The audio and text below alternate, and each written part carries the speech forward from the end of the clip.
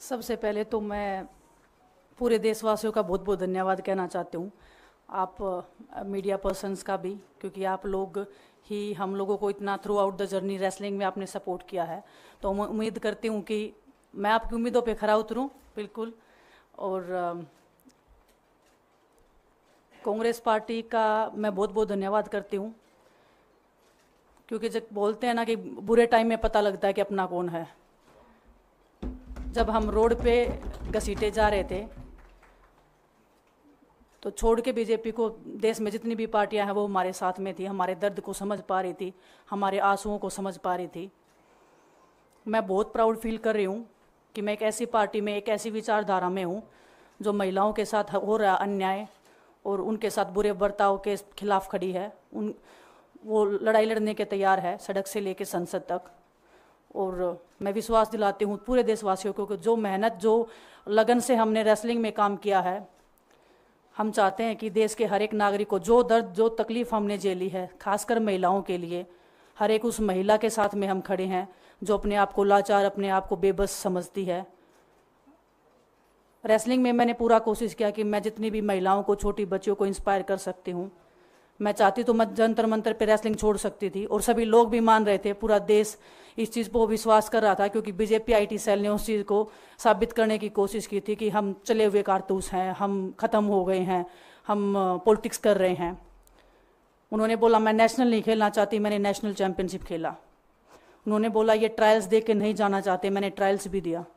उन्होंने बोला कि ओलंपिक्स लेवल तक नहीं जाना चाहते, मैं ओलंपिक्स में गई, मैं फाइनल्स में गई। अनफॉर्चुनेटली परमात्मा को कोई और चीज़ मंजूर होगी। एक चीज़ मुझे पता है कि जब मेहनत आप करते हो तो ज़रूरी नहीं कि आपको उसी दिशा में मिले, कई बार दूसरी चीज़ों में भी आपको वो फल मिल जाता है। और परमात्मा ने मुझे मेरे देश के लोगों की सेवा करने का जो मौका दिया है, वो मैं मानती हूँ कि उससे बड़ा पुण्य का काम कोई नहीं हो सकता है।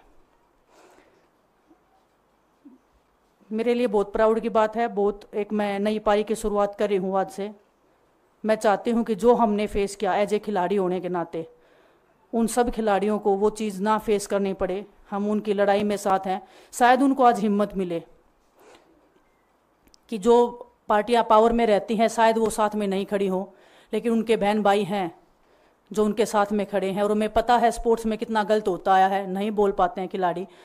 आप हमसे देख लो, बजरंग के ऊपर डोप का बैन लगा दिया 4 साल का, सिर्फ किसी लिए कि सिर्फ उन्होंने आवाज़ उठाई थी हमारे साथ बैठ के। तो उसका भुगतान हम कर रहे हैं, आज तक कर रहे हैं, लेकिन हम डरेंगे नहीं, पीछे नहीं हटेंगे। जो लड़ाई थी वो जारी है, ख़त्म नहीं हुई है। कोर्ट में हमारा केस चल रहा है, वो लड़ाई भी हम जीतेंगे, ज़िंदगी की जंग भी हम जीतेंगे। खेल में जैसे हमने कभी हार नहीं मानी है, तो हम इस नए प्लेटफॉर्म पे जो आ रहे हैं, देश की सेवा का भाव, और सिर्फ बोलने तक सीमित नहीं रहेगा ये। हम दिल से हमने खेल किया है और दिल से हम ये काम करेंगे, जी जान से मेहनत करेंगे, अपने लोगों के बीच में रहेंगे। जो भी हम अपने लोगों का भला कर सकते हैं, चाहे कितना ही % हमारे हाथ में होगा, वो हम करने की कोशिश करेंगे। और मैं अपनी बहनों को बताना चाहती हूँ कि आपकी बहन आपके साथ में है। किसी भी मुसीबत में, किसी भी पल, किसी भी क्षण आप ऐसे मत समझना कोई भी आपके साथ में नहीं है।